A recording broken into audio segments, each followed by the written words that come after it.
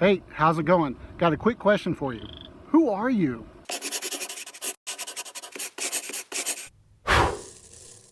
I don't mean to sound abrasive when I ask that, but I'm just curious on who watches these videos. So take just a few seconds, go down in the comment section and just write who you are. For example, if you're a police officer, a graphic designer, a teacher, a mother, a father, whatever, just let us know. The other question I have for you is, who are you in Christ?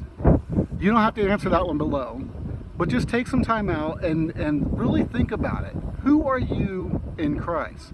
We all have a calling. There's no question about that. God has created us all for a special reason. I was laying in bed earlier this morning and I feel like God put this on my mind, so I decided to create a video asking others to kind of ponder over the question of who are they in Christ. Now, if you were to ask me who I am in Christ, I feel like I'm a lot of things, but I know one thing for sure is I am alive. It's so awesome to wake up in the morning every day and thank God for the breath that He gives me. But I guess what I'm trying to say is my soul feels alive.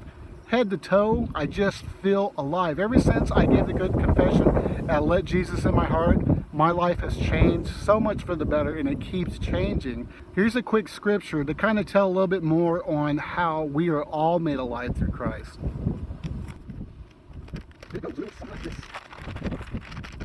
It is so windy out.